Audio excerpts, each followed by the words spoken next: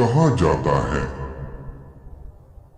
रेगिस्तान में कुछ चीजें दिन में सोती हैं और रात में जागती हैं। एक किसान था, नाम था इस्माइल। गरीब, अकेला, और उसका एक ऊंट था। ऊंट जो दिन में खेत जोतता, शांत और मानो खामोश। लेकिन उसकी आंखें कुछ अलग थीं। गांव वाले कहते थे कि उसकी आंखों में कुछ मृतक सा झलकता है। सलीम को हंसी आती थी, लेकिन रात रेत की हवा में कुछ गहरी, अजीब आवाजें बजती थीं। सलीम अपने खेत में जाता, हल लेकर। ऊंट पीछे चलता।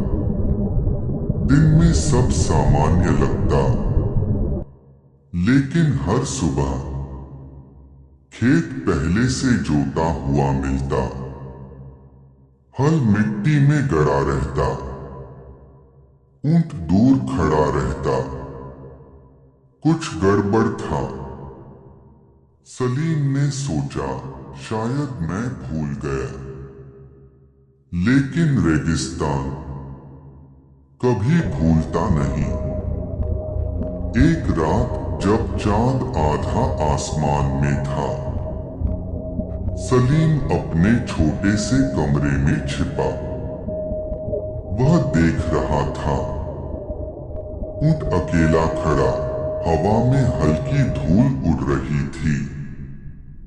धीरे धीरे ऊंट खड़ा हुआ, दो पैरों पर, असामान्य और डरावना। रेगिस्तान की हवा खामोश हो गई। सलीम के हृदय की धड़कन भी ठहर गई। ऊंट का चेहरा बदलने लगा। मुंह बड़ा हुआ, इंसानी दांत दिखाई देने लगे। आंखों से काला धुआं निकल रहा था। जमीन हिलने लगी। खेत की मिट्टी धीरे धीरे फट रही थी। हड्डियां हाथ जमीन से उभरने लगे। सलीम खड़ा था, डर के मारे पांव जकड़े हुए। कुछ भी नहीं कर पा रहा था। वह चीज, ऊंट और इंसान का मिला जुला रूप, धीरे धीरे सलीम की तरफ बढ़ा।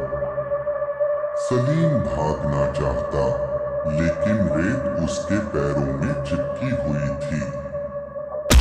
जमीन फटी और उसमें गहरा गड्ढा खुल गया। सलीम को खींच लिया गया। सांसें बंद हो रही थीं। हवा में डर घुल रहा था और सब चुप था। रेगिस्तान ने एक और नाम अपने भीतर समेट लिया। सुबह हुई, सब शांत। ऊंट बंधा हुआ, जैसे कुछ हुआ ही न हो। लेकिन खेत सांस ले रहा था। गांव वाले इकट्ठा हुए। वे चुप थे, क्योंकि कुछ सवालों के जवाब जिंदा नहीं रहते। खेत में नया मिट्टी का पैच बना, धीमे से हिल रहा। सलीम का नाम कोई नहीं ले रहा, लेकिन खेत याद रखता था। वहां का हर रेत का कण, हर धूल की परत कुछ कह रही थी। कुछ देखने वाला था। और ऊंट, वो खामोश साथी, फिर कहीं दूर चला गया।